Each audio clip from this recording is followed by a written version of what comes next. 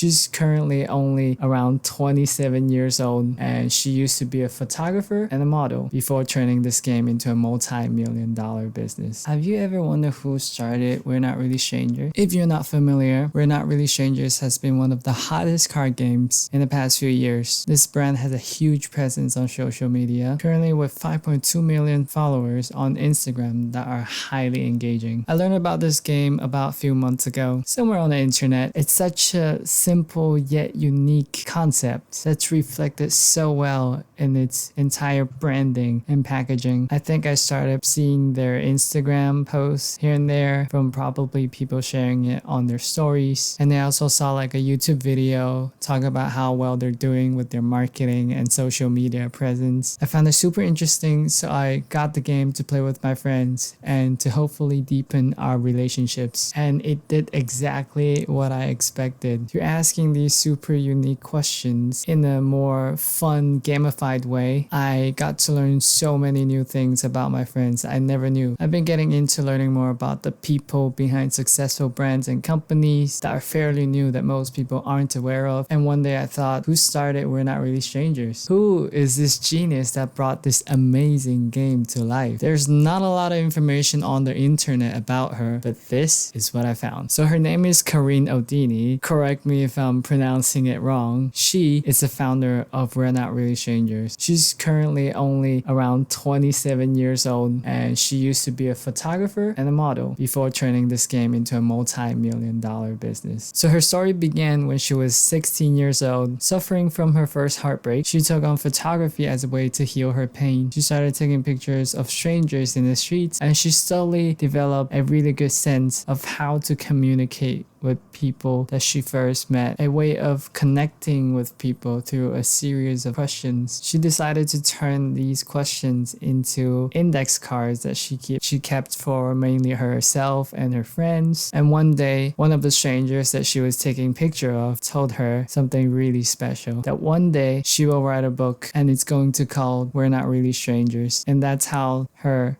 card game eventually got its name. Koreen created this card game at around the age of 21. It started as just a stack of cards, but she was encouraged by her friends to share it with the world. But initially, she didn't really have a wide network or a big audience to sell her card game to, so she decided to create a new Instagram page based on her game. She found that the key to good content is to start with why and to communicate her mission, a concept popularized by Simon Sinek. I read his book last year. It's so good. I highly recommend it. Maybe I'll do a video deep diving into that book as well. Her mission is to help create authentic connections, turning personal and vulnerable moments and experiences into content that is extremely relatable and shareable. Content that makes people feel something. Content that made people feel understood. Content that made people feel less alone about their feelings. As her Instagram page grew, her card game business grew along as well. And basically,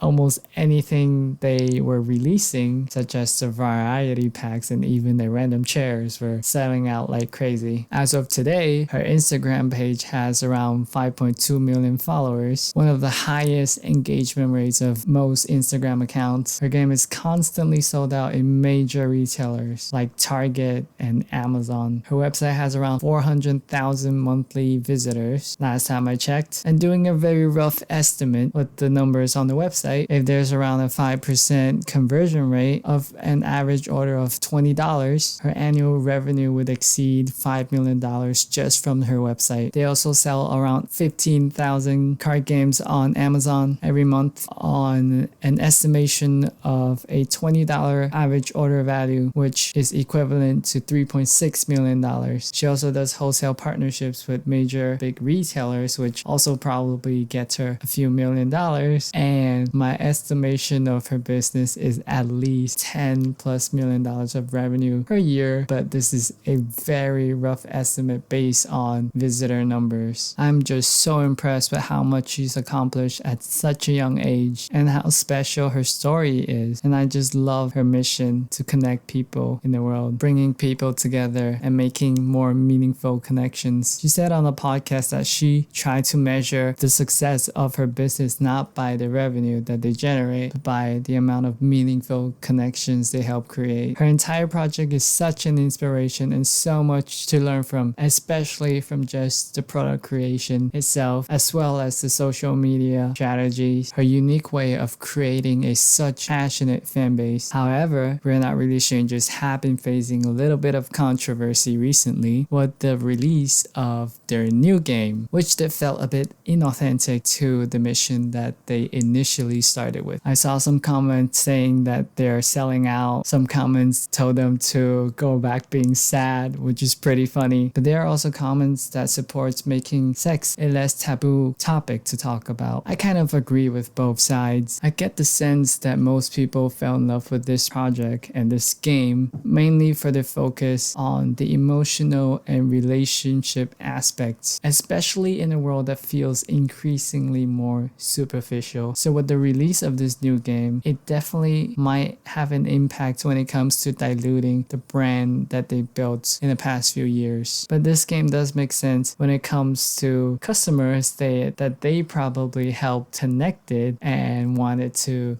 get more spicy and understand each other better in the bedroom. It also makes sense from a business standpoint to explore a slightly adjacent demographic, since they probably already saturated most of the people who liked the core concept of We're Not Really Strangers. So I'm definitely curious to see how this play out. Could this be the beginning of their downfall, or could this be a new era of We're Not Really Strangers? I guess time will tell. I hope you enjoy this video where I break down some of the most interesting people that are changing this world that you may not be aware of. I am on a journey to become a better version of myself so I can help inspire a more loving, peaceful, joyful, and sustainable world. And I want to share my journey and hopefully inspire some of you along the way. Let me know what you think of this video. Comment for any suggestions. I'll be happy to read more about them. Like and subscribe for more. Thank you so much for watching.